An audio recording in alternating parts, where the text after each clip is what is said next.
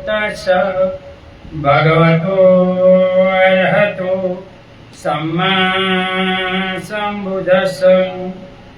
नमो तस् भगवतो अर्हतो सम्मा सम्बुद्धस्स। नमो तस् भगवतो अर्हतो सम्मा सम्बुद्धस्स। बुद्धं शरणं गच्छामि, धम्मं शरणं गच्छामि, संघं शरणं गच्छामि, द्वितीयं बुद्धं शरणं गच्छामि, द्वितीयं धम्मं शरणं गच्छामि, द्वितीयं संघं शरणं गच्छामि, तृतीयं बुद्धं शरणं गच्छामि, तृतीयं धम्मं शरणं गच्छामि, तृतीयं संघं शरणं गच्छामि। इति पिशो भगवा अरहं सम्बुद्धो विद्याचरण संपन्नो सुगतो लोकविदु अनुत्तरो पुरुषधम्म सारथि सत्थ देवमनुष्यानं बुद्धो भगवन् स्वाखातो भगवता धम्मो सन्दिठिको अकालिको एहिपसिको औपनायिको पश्चातं वेदितावो व्युतुः। सुपटिपन्नो भगवतो सावकसंघो भुजुपटिपन्नो भगवतो सावकसंघो सामिति पटिपन्नो भगवतो सावकसंघो।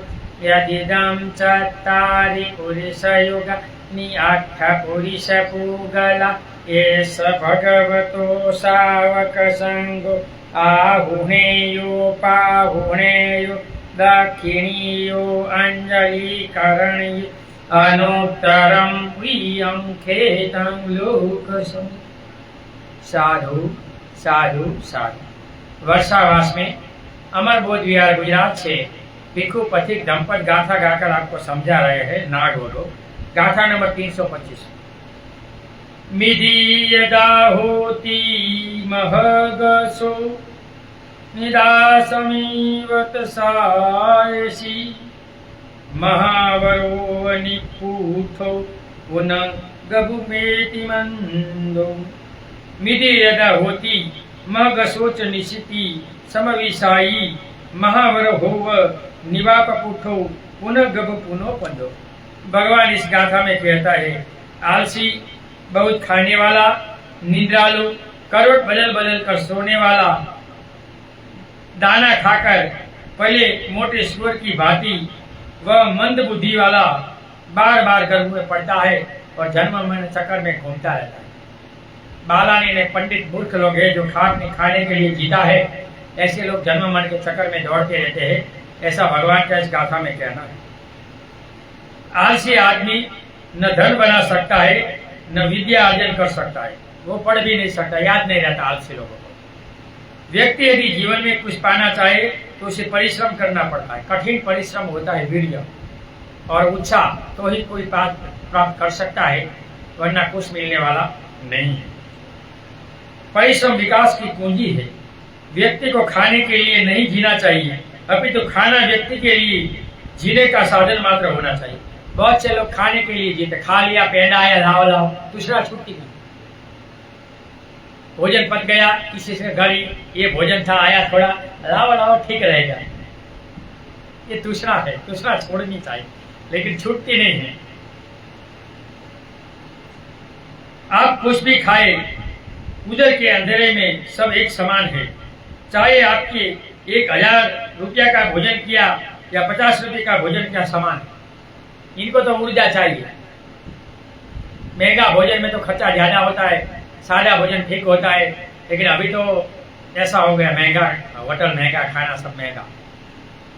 कीमती भोजन खाने से दिमाग अच्छा नहीं हो जाता। हाँ, भोजन पौष्टिक एवं आवश्यकता भर होना चाहिए। नींद भी आवश्यक पर 4 घंटों सोए तो बहुत है। 4 से ज्यादा घंटा सोना आलस है। भगवान ने भिक्षुओं को 4 घंटे और ज्यादा से ज्यादा 5 घंटे सोने को कहा है। उपासक को 6 घंटे।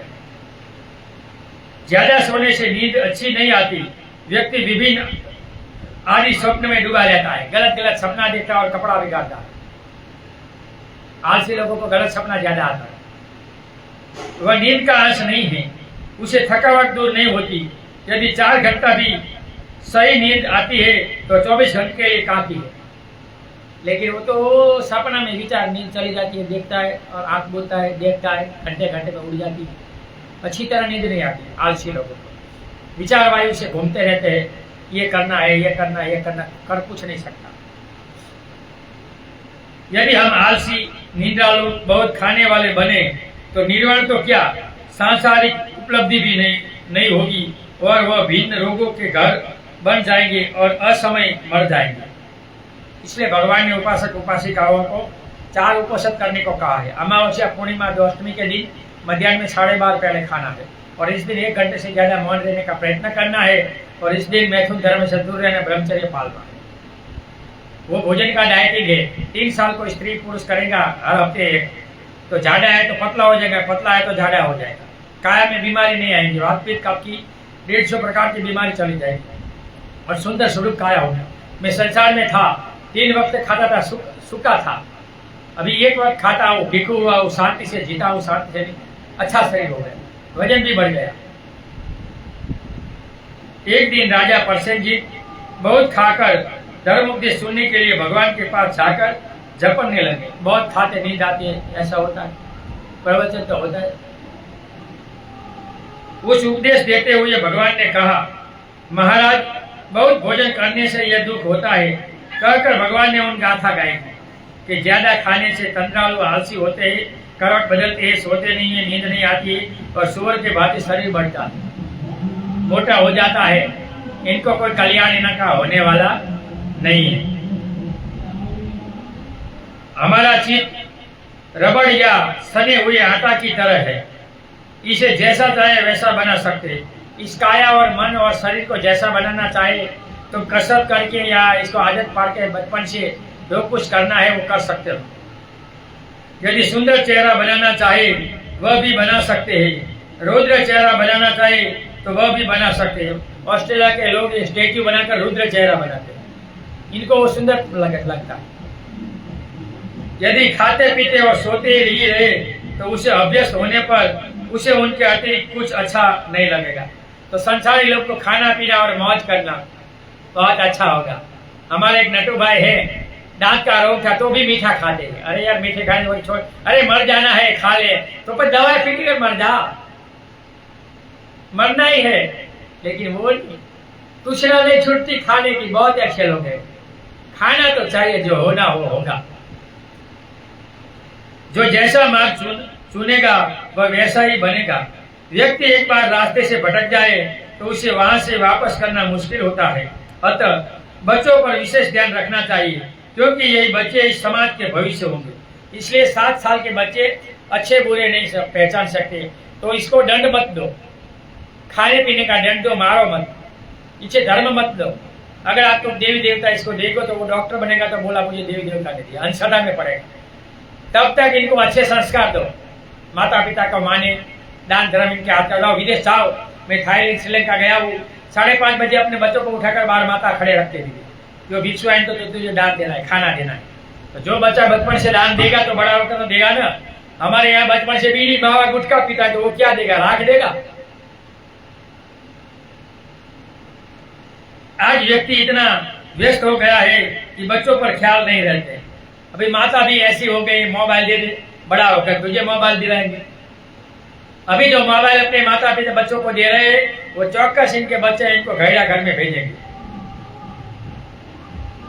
यद्यपि उनके माता पिता ये समझते हैं कि हम अपने बच्चों के लिए इस प्रकार दिन रात कष्ट उठाते हैं, लेकिन बच्चे को अपने माता पिता से जो स्नेह, प्यार, करुणा आदि संस्कार मिलने चाहिए। बच्चों को संस्कार देना चाहिए। जब तक तुम बच्चों को संस्कार नहीं देंगे तब तक वो अच्छा बच्चा नहीं बनेगा। वे नहीं मिल पाते, उल्टी दिशा में चले जाते हैं, तो जीवन भर माता पिता को दुख भोगना पड़ता है। बहुत बार माता पिता को बच्चा नहीं रखता। आगे 2 कहानी आई है कि संपत्ति माता पिता दे देते हैं तो बच्चा इसको नहीं रखता। लेकिन बुद्धिज्म का संस्कार नहीं है ना। बुद्धिज्म का संस्कार होगा, मानवता का संस्कार होगा, तो भगवान कहते हैं माता पिता को क्यों पालना चाहिए। नहीं पालने का क्या दुख होता है हम दिखाते हैं। तो इसके लिए माता पिता को दुखी करना सबसे बड़ा दुख है। इसलिए कभी माता पिता को दुखी मत करो। खाने के लिए मत जियो, आलसी मत हो, तंजालू मत हो, बड़ा शरीर मत बनाओ, थोड़े में से थोड़ा दो, दानी बनो, त्यागी बनो, सिलवार बनो। जब भी भिक्षु मिले पहले 10 रुपया दो, लेकिन श्रद्धा से दान करो। थोड़ा थोड़ा दान करने से घड़ा भर जाता है। जैसे बारिश में बाहर रखा हुआ घड़ा भर जाता है, ऐसे अपने घर घरते आए तो अपनी महिला बच्चों को भी बोलना भाई थोड़ा भी दान दे, थोड़े थोड़े दान से, क्योंकि भिक्षु धर्मराजा है, वो आपके पर जीता है। आप नहीं देंगे तो कौन देगा। यहाँ ये गाथा खत्म हुई नाग वगों की। नाग यानी हाथी बड़ा। आगे दूसरी गाथा 326 में गाकर मैं आपको समझाने का प्रयत्न करता हूँ। इदं पुरे चिमत्चारी चारिकं येन चंकं यथ काम यथा सुखं तदंधं हन्निगेशामि योनिषु अत्थिभिन्ति वियंकुसंगहो। इदं पुरे चित्तपारिचारिकं येन च पथं यथा सुखं तस्य निगेयस् योनिषं अतः भिन्न वियंकुसंगहो। भगवान कहते हैं पहले यह चित्त मनमाना जिधर चाहा वहां सत्संग जाता रहा, उसे आज मैं अच्छी तरह अपने वश में अपने स्थान में लाऊंगा, जैसे अंकुश ग्रहण करने वाला फड़ के हाथी को वश में करता है। देखो महाकाय हाथी को महावत अंकुश कर सकता है, वैसे ही हर इंसान अपने चित्त को भी अंकुश कर सकता है। चित्त से चित्त को अंकुश करना है। ये सारा जग मनोपुकंबा धम्मा। तुम मन को जैसा बनाना चाहते हो वैसा बना सकते हो और जगत को कुछ दे सकते हो, लेकिन कुछ करोगे तो कुछ होगा। सिर्फ बोलने से कुछ नहीं होगा। सिलवान होना पड़ेगा, उपोषित आचरण करना पड़ेगा। भुज में 13 साल के लड़के लड़की को हमें उपोषित कराना चाहिए। अर्शिल उपोषित आता है, स्टडी करता है तो संडे कराओ, महीने में 2 संडे कराओ कि बेटा ये हमारा सिलवान बनेगा तो जिम्मेदारी लेगा तो पे बैक टू करेगा वो माता पिता का संस्कार और समाज का संस्कार का पता चलेगा। तो हम संस्कार तो देते नहीं और आस बड़े रखते। हम यहाँ संस्कार देने को संस्कार रखा था तो 2-3 बच्चे आते थे, किसी को पढ़ाई नहीं संस्कार चाहिए। देखो नास्तिक हो गए। श्रावस्ती की एक उपासिका ने अपने पुत्र को बड़ी श्रद्धा से प्रवचित कराया। उनका सानु सामने नाम पड़ा। वह उपदेश करने से बड़ा दक्ष था। उपदेश देकर सदा अपने माँ बाप को पुण्यासन देता था, अर्थात परिणामना करता था। मृत्यु प्रांत उनकी माँ यक्षिणी होकर उत्पन्न हुई। वह पुण्य का अनुमोदन करके यक्षिणियों में बहुत सम्मानित हो गई थी। सानु एक दिन काम वासना के वशीभूत होकर गृहस्थ हो जाने के लिए घर गया। उसी समय उनकी पूर्व जन्म की माता यक्षिणी उस विचार को जानकर वहां आकर अपने शरीर में प्रवेश गई। जब गांव भर में लोग जुटे तब उस यक्षिणी ने कहा यह यदि धर्म करेगा तो ठीक है, नहीं तो कहीं जाकर भी नहीं बच सकेगा। थोड़ी देर में सानु सामने को होश आया और वह अपनी उस दशा को देखकर बड़ा दुखी हुआ।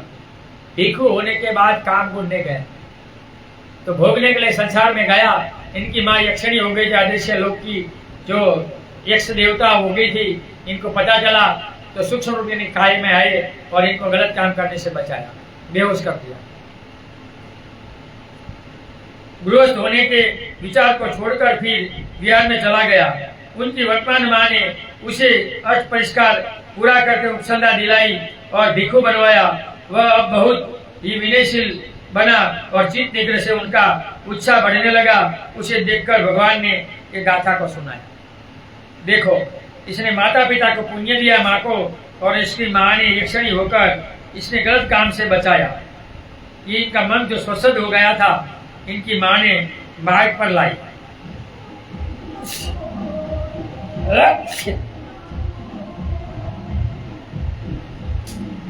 जब तक व्यक्ति के अंदर उस भय या संसार के प्रति घृणा पैदा नहीं उत्पन्न होती, वह अच्छा आध्यात्मिक व्यक्ति नहीं बन सकता।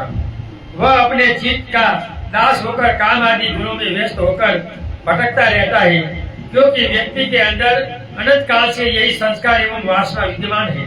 अतः अपने इस उस संसार से ग्रस्त अवस्था को जानकर, जैसे हाथी को वश करने वाला हर अंकुश करके साथ रहकर हाथी के क्षण क्षण व्यवहार को देखकर उसे नियंत्रित करता है, तो वैसे हम अपने चित्त के विचारों को देखकर हमारे मन को वश में करना चाहिए। जब क्रोध आता है, काम गुण आता है, तब जागरूक रहकर हमें अपने मन को वश में करना चाहिए। जो मन को वश करेगा वो विमुक्त हो सकता है। वैसे ही हमें भी स्मृति होकर संपजन से मुक्त होकर अपने चित्त के व्यापार को देखकर उन्हें नियंत्रण करते रहना चाहिए। जो व्यक्ति अपने चित्त को नियंत्रण करने का काम सीखेगा वो सुखी होगा, वो कभी दुखी नहीं होगा। वो श्रोतापति, सकटगामी, अनागामी और अरहत बन सकता है और जीवन से मुक्त हो सकता है। यहाँ ये गाथा खत्म हुई, आगे दूसरी गाथा। अपमारता होतम सचित मनोरखतम दुगाव्यथानं उनके सतो कुवरो। अपमादरता होथम सची मनोरखन दुगाव्यथानं बके सतो कुवरो। भगवान इस गाथा में कहते हैं कि अप्रमाद में रत रहो, आलसी मत रहो, उत्साही रहो, हर काम में उत्साह रहो। अप्रमाद यानी आलस मत रहो, प्रमाद यानी आलसी मत बनो, उत्साहित बनो। अपने चित्त की अनुरक्षा करो, चित्त की रक्षा करो। कीचड़ पड़े में फंसे हाथी की तरह इस कठिन संसार से अपना उद्धार करो। कीचड़ में जब हाथी पड़ता है तो कोई म्यूजिक से इनको बाहर निकाला जाता है, ढोल बजाकर कैसे। ऐसे ये संसार कीचड़ है। यहाँ राग देश मोह का कीचड़ इंसान पर पड़ा रहता है और जन्म मरण के चक्कर पर इंसान दौड़ा रहता है। तो इसे विमुक्त होना है तो इनको खत्म करना होगा, अपने चित्त को निग्रह करना होगा। ऐसा भगवान ने इस गाथा में कहा। कौशल नरेश का बद्रेक नाम का एक महाबलवान हाथी था। वह वृद्ध होने पर एक दिन तालाब के नहाने गया और कीचड़ में फंस गया। बहुत प्रयत्न करने पर भी जब नहीं निकला तब लोगों ने राजा से कहा। राजा ने महावत को भेजा। उसने जाकर किनारे संग्राम भेरी यानी युद्ध भेरी बजाई। युद्ध में भेरी बजाए तो हाथी इतना बल करता है, अच्छे को मार देता है, तो यहाँ भी वो बाहर निकलेगा। संग्राम भेरी सुनते हाथी वेग से उठकर किनारे पर आ गया। देखो कितना बल आ गया, मानसिक बल मजबूत हो जाता है। भिक्षु, ये इस बात को भगवान ने कहा, भिक्षु हाथी ने कीचड़ से अपना उद्धार कर लिया। तुम लोग भी ये क्लेश युग में पड़े हो, ये संसार रूपी गंदगी में पड़े हो, तो इससे बाहर निकलने के लिए उत्साह करो, वीर्य करो, आलस मत करो। इसलिए रात दिन प्रयत्न करना, उद्धार करो। ऐसा कहकर भगवान ने गाथा गाई कि हे भिक्षु, ध्यान साधना, सिलवान बनो। 7 प्रकार से जैने सवर प्राप्ति का जो मैंने मार्ग दिया है वो सवर बनो और जन्म मरण से यही जन्म में मुक्त होने के लिए प्रयत्न करो, वरना ये संसार में तुम नीचे गिर जाओगे, पता नहीं चलेगा। यह संसार कीचड़ सदस्य है। जैसे कीचड़ में घास फूस गंदगी अपने को इकट्ठा होती है, इस प्रकार सांसारिक व्यक्ति के अंदर राग, द्वेष, ईर्षा आदि अपने से आसानी से जमा होते रहते हैं। संसार में तो राग है, संसार में द्वेष है, संसार में संपत्ति के कारण ईर्षा भी है। इसलिए संसार भीगा लकड़ी है। भगवान कहते हैं कि भीगी लकड़ी को आग नहीं जला सकता। पानी से दूर सूखी लकड़ी, प्रवज्ञा सूखी लकड़ी है। पर तो प्रवज्ञा से कुछ हो सकता है, संसार में रहकर कुछ नहीं होगा। बहुत से मूर्ख लोग बोलते हैं संसार में रहकर संसार में कुछ नहीं होगा, बच्चे होंगे और कुछ नहीं होगा। जैसे कीचड़ में फंसने के बाद निकलना मुश्किल हो जाता है, उसी प्रकार संसार में निकलना मुश्किल होता है। शादी हो गई, बच्चे हो गए, निकलना मुश्किल है। लेकिन शादी मत करो, चीवर ले लो, आसानी से निकल जाओ। लेकिन हमारी सांसारिक सिस्टम भी ऐसी है, माता पिता नहीं, माँ बाप नहीं बनना। एक बहन को शादी नहीं करनी थी, अभी नहीं की, माँ बोलती तू अगर साधु बनेगी तो मैं मर जाऊंगा। तो मैंने कहा बेटी तेरी माँ 5 साल जिएगी तब तक रहो, इसके बाद भिखुनी बन। क्या करें, मानते ही नहीं, खुद मरना है, बेटे को भी मारना है। कीचड़ से बाहर निकलने के लिए जो कोई सूखे जा रहा हो उनकी सहायता लेना पड़ता है, अन्यथा कीचड़ से निकलना मुश्किल होता है। उसी प्रकार संसार से बाहर निकलने के लिए भगवान या उनके अनुयायी भिक्षु आदि का सहयोग लेकर निकलना चाहिए। अच्छे शीलवान भिक्षु का सहयोग लो, इनको गुरु मानो और इनके धर्म से जीवन में आगे चलो। बुद्धिज्म में भी 2 दीक्षाएं होती है, एक धर्म दीक्षा, बुद्ध में आने की दीक्षा, और दूसरी गुरु दीक्षा। गुरु शिष्य परंपरा बुद्ध की है। कोई भिक्षु के पास जाकर धर्म में आगे बढ़ने के लिए गुरु दीक्षा लेकर कहीं खड़ा रहना है, उपोषित मार्ग में रहना है, ध्यान मार्ग में रहना है, कहाँ रहना है वो तुम्हें नक्की करना है। 4 मार्ग है, कोई भी एक मार्ग पर रहकर तुम विमुक्त हो सकते हो, सोतापति हो सकते हो, जन्म मन को जानकर बाहर निकल सकते हो। लेकिन बिना काम किए कुछ होने वाला नहीं है, कुछ करोगे तो कोई पाएंगे। जिस प्रकार महाबलवान हाथी कीचड़ में धंसा होने पर भी रणभेरी को सुनकर भय और उत्साह के साथ एक क्षण में कीचड़ से बाहर निकल आया, उसी प्रकार हमें संसार में दोष है और निर्वाण सुख है, यह जानकर भय एवं उत्साह के साथ उठकर प्रमाद रहित होकर चित्त क्लेश की रक्षा करनी चाहिए। हमें सोचना चाहिए कि इस जीवन में अपने कुशल कार्यों के कारण मैं थोड़ा बहुत सुखी हूँ, मैं पुण्य कर्म, धर्म कर्म, दान कर्म करूंगा तो मैं सुखी होगा, तो वही करना चाहिए। यदि मेरा दूसरा जन्म ऐसे कुल लोगों के परिवार में होगा या मेरा संपर्क इन दुष्ट लोगों के साथ हुआ तो मेरी क्या गति होगी। जीवन सदा एक साथ तो रहता नहीं, ऐसा सोचकर संसार के प्रति घृणा पैदा कर निर्वाण के मार्ग पर चलने के लिए चीवर लेना चाहिए और शादी ब्याह छोड़ देना चाहिए। संसार में कोई सुख नहीं है, संसार में दुख है और संसार तृष्णा का दास है। बेटा बड़ा हो जाए तो ठीक रहेगा, पढ़ ले तो ठीक रहेगा, नौकरी मिलेगी तो ठीक रहेगा, अच्छी लड़की मिलेगा तो ठीक रहेगा, इसे अच्छा लड़का होगा तो ठीक रहेगा, ये वो भी पड़ेगा तो ये तृष्णा बढ़ती रहती है। संसार तृष्णा का दास है। तो भगवान कहता है कि तृष्णा से बाहर निकलना यही भगवान के मार्ग का काम है।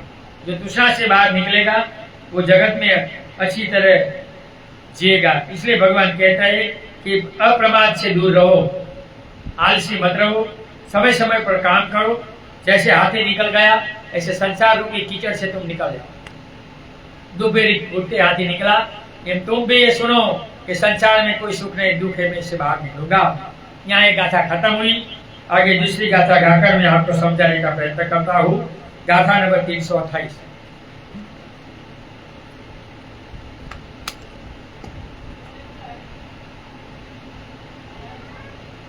सचेलभे निपं सहायं सदीचरं साधु विराहति धीरं अभिभ्यूसबानी परिसानी चरेतेन मितोषधिमान्। 329। नो चेलभेत निकं सहाय सदीचरं साधु विहारी धीरं राजावरथन विदन्ति पहाय एकोचरे मातं एव नागुं। 330। एक संचरितं सेयो अथिबाले सहायता एकोचरे च पापानि कैरा अपोषु मातं रखेव नागुं। 3 गाथा है 28, 29, 30। सबे लवीन निपसाय सदी चरण साधु धीरे अभी यु संबानी पश्चियानी चरे तेन तमतो सती। नोचे लभेथ निकम सहाय सदी चरण साधु विहारी धीरम राजा व रथक विजंती पहाय एको चरे मातु गैव नागो एक सचरितं सेयो नथि बाले सहायता एको चरेन पापानी कैरा अपसो कुशो मातंग रहे नागे। 3 गाथा है। भगवान ने एक साथ कही तो तीनों गाथाओं का अर्थ है, यदि परिपक्व बुद्धि या सचरित्र साथी मिले तो सब विघ्नों को हटाकर सचेत सप्रसन्न चित्त तो हो, उसके साथ विचरे। लेकिन यदि परिपक्व बुद्धि सचरित साथी न मिले तो जैसे पराजित राष्ट्र को छोड़कर राजा या जंगल में मातुगंग राज अकेला विचरता है, उसी प्रकार अकेला विचरे। अकेले विचरना अच्छा ही, मूर्ख या पृथुजन की मित्रता ठीक नहीं है। अनासक होकर मातु राज हाथी की बातें अकेला विचरे, पाप न करे, अल्प संतुष्ट होए। बहुत अच्छा कहा कि मूर्ख की संगति न करे, अकेला रहे, अकेला मरे, लेकिन मूर्खों के साथ मत रहो। लेकिन हम मूर्ख भी ठीक लगते हैं। कौशाम्बी के घोषित आराम में 500 के 2 समूह विनय, दर और धम्म कथित भिक्षु रहते थे। एक समय उनमें विनय संबंधी धारणा बात पर फूट पड़ गई। भगवान ने बहुत समझाया, किंतु वे उस समय नहीं समझे। बाद में अपने दोषों को समझकर परस्पर क्षमा याचना कर श्रावस्ती में भगवान के पास आई। भगवान ने, भिक्षुओं, तुम लोगों ने बहुत बड़ा दोष किया। तब भगवान का भी नहीं मानेंगे। भगवान को पार्क ले में अकेला जाना पड़ा। वहां बंदर और हाथी ने खाना दिया। 3 माह वसावास किया। लोगों को पता चला कि कौशाम्बी के भिक्षु के कारण भगवान कहीं चले गए हैं, तो लोगों ने भिक्षु को भिक्षा देना मना किया। तब ये मार्ग पर आए, भगवान के पास जाकर क्षमा मांगी। तो सीधी उंगली से घी कभी नहीं निकलता। तुम्हारे समान दोषी कोई नहीं है, जो कि तुम लोग मेरे द्वारा प्रवचित होकर मेरे मिलाने पर भी नहीं मिले, समझाने पर भी नहीं समझे। ऐसा उपदेश देते हुए कहा था कि अनाड़ी लोग उनका ख्याल नहीं करते कि वे इस संसार में नहीं रहेंगे। जो इनका ख्याल करते हैं उनका काल शांत हो जाता है। अनाड़ी लोग, नास्तिक लोग को कुछ नहीं होता। जो आस्तिक होते हैं वो सोचते हैं मैं क्रोध करूंगा, मैं किसी का मानूंगा नहीं, मैं ये करूंगा तो मरने के बाद मेरी गति कौन सी होगी। तो मुझे माता पिता धर्मगुरु का मानना चाहिए। लेकिन यहाँ तो धर्मगुरु भूखे मरते, खुद जाकर विद्या करते और खा जाते, भिक्षु को जाने नहीं देते। वहीं आगे विचार विमर्श के प्रसंग में भिक्षुओं ने कहा, बनते आपने अकेले रहकर बड़ा दुष्कर किया है। जान पड़ता है कि आपकी सेवा टहल करने वाला भी कोई नहीं था। अकेले 3 महीने रहे, कोई नहीं साथी है। अपने अनुयायी को भी साथ लेकर भगवान नहीं किए, अकेले चले गए। तब भगवान ने कहा, भिक्षु, पारी लेकर हाथी ने मेरे सब काम किए। पारी लेकर नाम का हाथी था, वो सूंड में पानी लेकर आता था, फल लेकर आता था। एक बंदर था, वो मध लेकर और फल लेकर आता था। भगवान को भिक्षा मांगने की जरूरत नहीं पड़ती थी। हाथी अपने सूंड पानी भरकर भगवान को नहलाता था दिन रोज, सुबह शाम। बंदर मध लाता था, औसत शाम को देता था, और दिन में हाथी और बंदर दोनों फल लाते थे।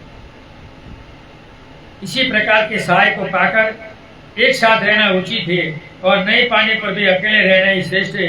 ऐसा कहकर भगवान ने एक गाथा सुनाया था कि मैं अकेला था, फिर भी प्राणियों ने मुझे सहायता दी, क्योंकि मैं सिलवान था। मैं धर्म के मार्ग पर चलता था, मेरे में कोई राग नहीं था। जिनमें कोई राग द्वेष मोह नहीं रहेगा, इनको प्राणी भी सहयोग करेगा। हिंसक प्राणी भी कुछ नहीं करेगा।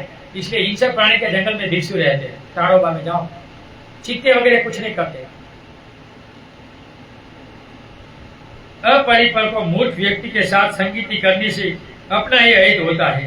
अपरिपक्व और मूर्ख लोगों से संगति हाजी हाँ करता है, हमारा पैसा खा जाता है और बड़ी बड़ी मीठी बात करता है, पीछे गलत करता है। ऐसे मूर्खों की कभी संगति नहीं करना चाहिए।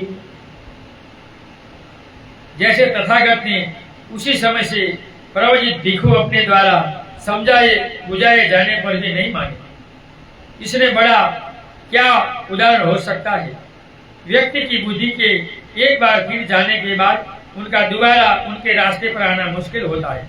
अनाड़ी मत हो, बड़ो, माता पिता धर्मगुरु की बात मानो, झूठ है तो भी मानो, यहाँ से निकालो, समाजशील सहनशील बनो, वो सबसे बड़ा पुण्य कर्म है। 10 कर्मों में समाजशील सहनशीलता पुण्य कर्म है। बड़ों का आदर सीखो। जो सुखी है भौतिक, इनको अपना माता पिता को पालना चाहिए। छोटा पाले वो नहीं। शादी के बाद 4 माता पिता भी होते हैं, तो इनका भी ख्याल करना होता। आज कितने युवा ऐसे हैं जो माता पिता तक के समझाने पर भी नहीं समझते, नहीं बदलते। इसलिए बचपन से अच्छा संस्कार डालना बहुत जरूरी है। ये मन अनाड़ी है और बच्चे जैसा है। बच्चे को स्कूल भेजने जाओ तो नहीं जाएगा, लड़ेगा, तूफान करेगा, लेकिन हम बार बार इसको भय खाना वगैरह देखते रहते हैं। 1-2 महीने के बाद इनको पता चलता अब मेरी नहीं चलेगी तो खुद तैयार होकर जाता है। ऐसे हम मन से मन को पकड़ना चाहिए, मन से मन को ट्रेन करना चाहिए, तो हमारा मन अपने काबू में हो जाएगा और इस संसार की गंदगी से हम निकल सकते हैं। अन्यथा बाद में देर हो जाती है। जैसे कहावत है, अब पछताए होते क्या, अब चिड़िया चुग गई खेत। पूरा खेत खा गई तो खाने के बाद पछतावा करने से क्या होगा। पहले से वो पाल बांधना चाहिए। गुजराती में कहावत है, पानी से पहले पाल बांधो तो कुछ मिलेगा। जब पानी निकल जाएगा तब पाल बांधेंगे तो तुम चले जाओगे। बुद्धिमान व्यक्ति को यदि सचरित्र व्यक्ति मिले तो उसे मित्रता करे, अन्यथा अकेला रहना सीखना चाहिए। जैसे युद्ध में हारा राजा अपने शत्रु के यहाँ बंदी बनने की अपेक्षा स्वतंत्र जंगल में एकांत में रहकर पसंद करता है या दूसरा कपड़े पहनकर जीता। बुरी संगति में जाने की अपेक्षा अकेला रहना उचित है। गलत लोगों की मित्रता मत करो, गलत लोगों के साथ मत रहो, अच्छे लोगों के साथ रहो, ऐसा भगवान ने कहना है। या अकेला रहो, अकेली आदत पढ़ो। जो अकेला रहकर पाप रहित संतोष परम सुख की कहावत को चरितार्थ करता रहेगा, उनका पशु पक्षी एवं कुशल पक्ष को पसंद करने वाले अदृश्य देवता भी सहाय करते हैं। जो एक अदृश्य देवता लोग है वो भी अकेले लोगों की सहाय करता है, लेकिन शीलवान होना चाहिए, गंदे नहीं। भगवान के जीवन में हाथी द्वारा सेवा करना, बंदरों द्वारा शरद भेंट करना, नागराज द्वारा बारिश से बचाना आदि अनेक उदाहरण सूत्रों में मिलते हैं कि भगवान ने जब ज्ञान प्राप्ति हुई, बहुत बारिश आया, धरती उधली, तो नागराज 7 फैन वाला आकर ऊपर रहा और भगवान को बचाया ज्ञान साधन। देखो, बंदर रोज आकर सर शाम को देता था, हाथी फल पानी देता था, क्यों अकेले रहे, इनको मदद हुई। यहाँ एक गाथा खत्म हुई। आगे दूसरी गाथा 331 अर्थ जात 331वीं गाथा गाकर मैं आपको समझाने का प्रयत्न करता हूँ। अथम मी जाति सुखा सहाय तुटी सुखाया इतरी तरेण पुण्य सुखं जीवितं यामि सबस सुखम सुखम पहा। अर्थमिह जाति में सुखा सहाया तुठी सुखाया इतरी तरेण पुण्य सुखम जीवितं यामि सब सुखस सुखम पहन। भगवान इस गाथा में कहते हैं, कान पड़ने पर मित्रों का होना सुकर है, जो मिले उससे संतुष्ट होना सुकर है, मृत्यु के उपरांत पुण्य सुकर है, सभी दुखों का प्रहार सुकर है। भगवान कहते हैं कि मरने वक्त तुम जाते हो तो पाथे ले जाना चाहिए। 3 खाना का पाथे तुमसे साथ आता है। मृत्यु एक मनुष्य के ऊपर या नीचे, अधोगति या उधोगति, ये 3 पाथे टिफिन से होते हैं। पहला खाना है दान का, कि जगत में तूने कितना दान किया है। 5 एंगल से लोग दान करते हैं। अतिथि दान, संगदान, प्रथम दान, अकाल दान और अभय और निर्भय दान। बौद्धों को दान पारमिता पूरी करनी चाहिए। हर अमावस्या पूर्णिमा को नंदी को विहार दर्शन करने जाना चाहिए। वहाँ फूल फल मेणबत्ती अगरबत्ती ले जाना चाहिए और दान पेटी में कुछ दान डालना चाहिए। थोड़े थोड़े किए हुए दान तुम्हारा पुण्य का घड़ा भर जाता है, जैसे बारिश में बाढ़ पड़ा हुआ घड़ा भर जाता है। दान सबसे बड़ी पारमिता है और भिक्षु को दान देना पुण्य का खेत है, भगवान ने कहा है। इसलिए इससे वंचित मत रहो। इसलिए बार बार मैं बौद्धों को आह्वान करता हूँ, बौद्धों को कहता हूँ कि अपने घर जब मंगल कार्य होते हैं तो जो भिक्षु मेरे जैसे बिहार लेकर बैठे कुछ काम करते हैं, कम से कम 50 या 100 रुपया ऑनलाइन इनके अकाउंट में डालो। तो धीरे धीरे पूरे गुजरात के लोग ऐसे आदत डालेंगे, 3-4 भिक्षु ज्यादा तो है नहीं, तो हमारा भी काम होगा और आपकी दान पारमिता पूरी होगी और धर्म आगे बढ़ेगा और हम धर्म राजा बनकर जी सकते हैं। पूरे गुजरात के लोग ऐसा करेंगे कि अपने घर में जो मृत्यु मंगल, लग्न मंगल ऐसा जो कार्यक्रम होते हैं, तब 50 या 100 रुपया ऑनलाइन डालो, हमारा अकाउंट ऑनलाइन मिलता है, या कोई उपासक को भी कह सकते हैं। तो धीरे धीरे दान पारमिता पूरी होगी और भिक्षु को एक अच्छा सहायता मिलेगी। सुख में मित्र बहुत होते हैं, लेकिन दुख में कोई नहीं। कष्ट में या समय पर काम आने वाला मित्र ही सच्चा मित्र होता है। ऐसा मित्र भगवान कहते हैं वो काम आता है। ऐसे मित्र कभी नहीं त्यागना चाहिए, धक्का मारे तो भी जाना चाहिए। व्यक्ति को अपनी वर्तमान अवस्था से संतुष्ट होना चाहिए। वर्तमान में जो मिला है इससे संतुष्ट हो।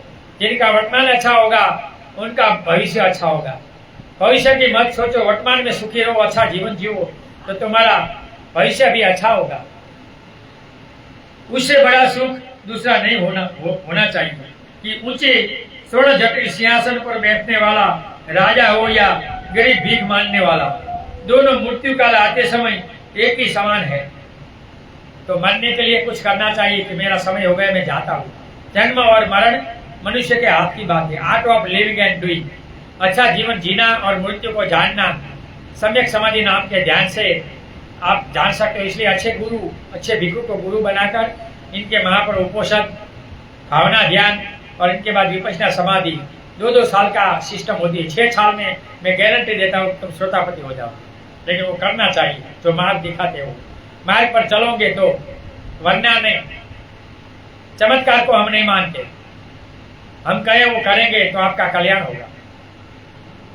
जिस प्रकार स्वादिष्ट भोजन की यात्रा जीवा से कंठ तक है, उसी प्रकार यह सुख दुख भी 2 दिन का है। ये जगत अनित्य है। हम छोटे थे, बड़े हो गए, मर जाए, तो सुख दुख भी अनित्य है। इसलिए ज्यादातर दुख आना चाहिए, सुख नहीं। सुख में इंसान थक जाता है, दुख में संघर्ष करता है। इसलिए दुख को मांगो, सुख मत मांगो। गरीब का कष्टमय जीवन होने पर भी समय निकल ही जाता है, और उसी प्रकार राजा का वैभव जीवन होने पर समय नहीं निकल जाता। पहले हमारे माता पिता अमावस्या पूर्णिमा को गरीब थे तो काम नहीं करते थे, ज्ञान साधना अभ्यास करते थे, कोई गुरु के पास जाते थे। आज हम नहीं जाते, रजा भी नहीं रखते, पैसे के पीछे दौड़े हैं। पैसा मेरा परमेश्वर, मैं पैसे के दास। पैसा को सुख मानते हैं, धर्म को नहीं मानते। ये संसार की सबसे बड़ी दुख है। ऐसे लोग पैसे के पीछे दौड़ने वाले समय नहीं होने वाले, रेंगने कीड़े की तरफ भोगेंगे 1000, 2000, 3000 साल। अगर ऐसे कीड़े से नहीं रहना है तो धर्म का आचरण करे और मार्ग पर आए और अच्छा मनुष्य बने।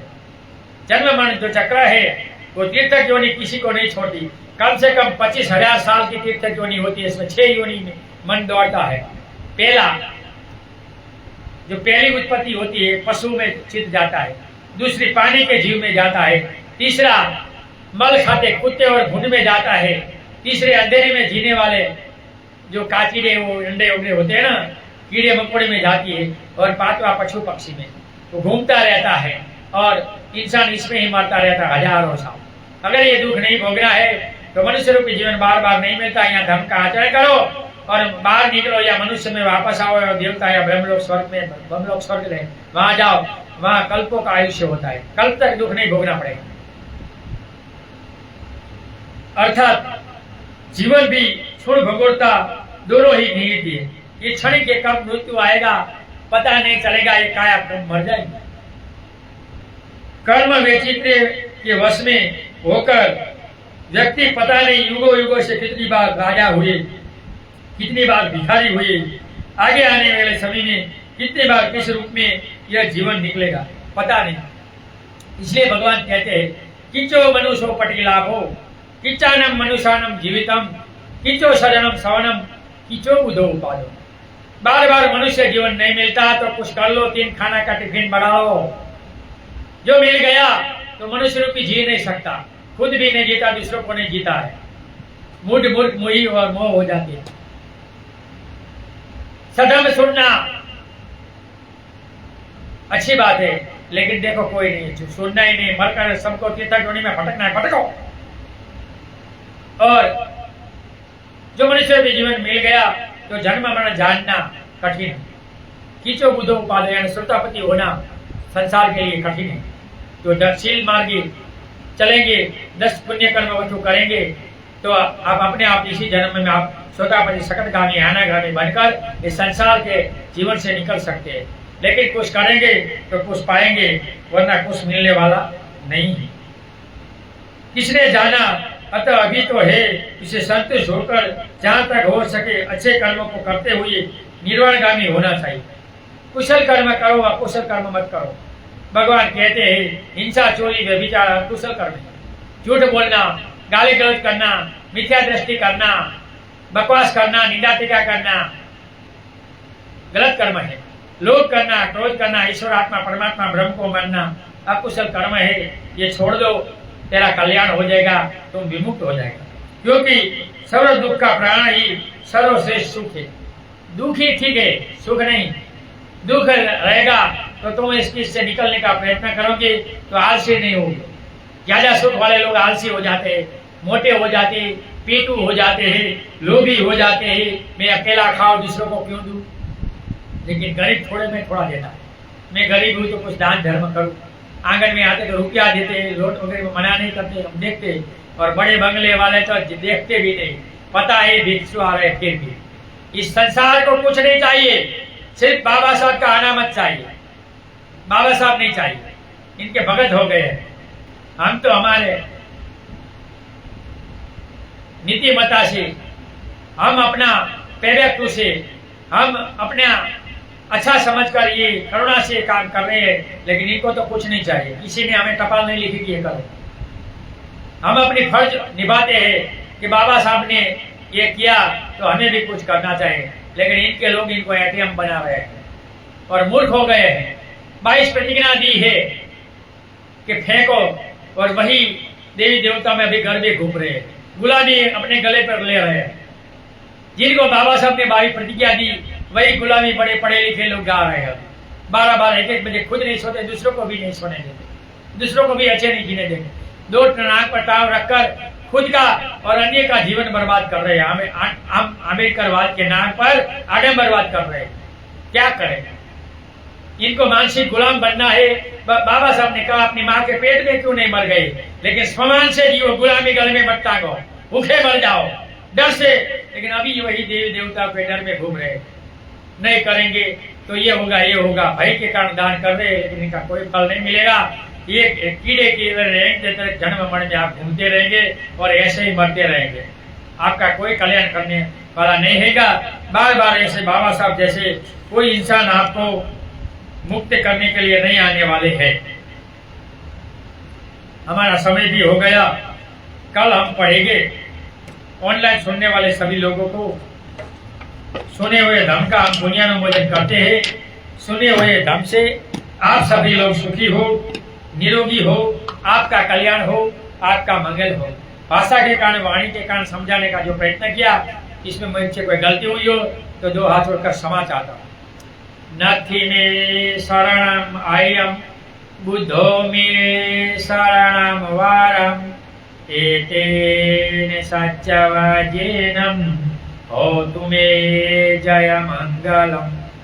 नथी मे शरणम आयम, धम्मो मे शरणम वारम, एतेन सच्चवजेनम होतु मे जय मंगलम। नथी मे शरणम आयम, संघो मे शरणम वारम, एतेन सच्चवजेनम होतु मे जय मंगलम। नमो बुधाय, नमो धम्माय, नमो संघाय। साधु साधु साधु। सबका मंगल हो, सबका कल्याण हो, सब सुखी हो, सब सुखी हो। ये वीडियो 15 मिनट के बाद पंते पते यूट्यूब में देख सकते हैं। अभी तक का सब वीडियो पड़ा है, इनको शेयर करो, पंते पते चैनल को सब्सक्राइब करो।